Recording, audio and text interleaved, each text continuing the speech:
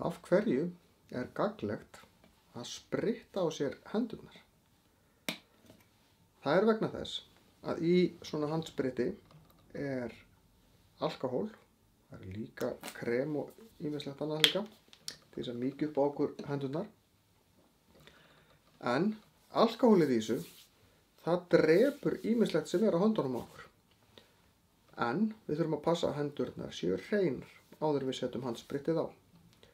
Í þessu handspriti er 85% alkóhól. Má ekki vera mikið meira því að þá fer það að gufa bara upp áður það nær að vinna á höndunum á okkur. En það sem að spritið gerir, alkóhólið, er að það eyðileggur hjúp utanum veirurnar. Og meira að segja, veira er eiginlega ekkert annað en erfðaefnisbútur, smá prótínhjúpur utanum og svo svona fituhjúpur utanum. Þetta leysir upp fituhjúpin og í mörgum tilfellum skemmir prótínhjúpin líka þannig að þær brotna eiginlega í sundur.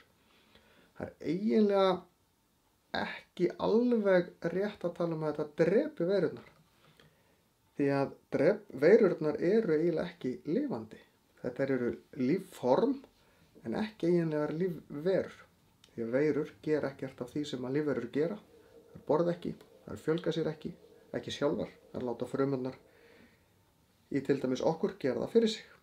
Það hreyfa sig ekki, það gera í raun ekkert annað en að fara bara finna frumu, skjóta erfðaefninu sínu inn í frumuna. Erfðaefnið blandast í erfðaefni frumunar. Fruman hættir að gera það sem hún á að vera að gera og fer að framleiða veirur.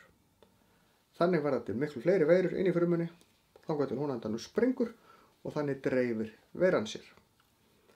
Við getum komið í veg fyrir þetta minnka líkurnar á þessu skulum við segja, með almennu hreinlæti, þvo okkur vel hendurnar, ekki bara skóla þær, þvo þær með sápu, því sápan, hún hefur líka áhrif á hjúpin utanum veiruna.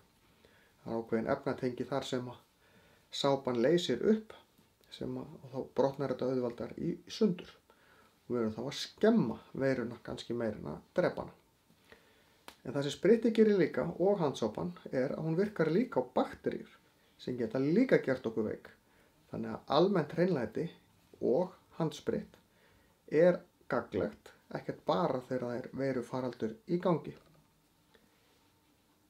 En það má líka passa sig á því að það er óþarf að vera sífellt að spritta á sér hendurnar.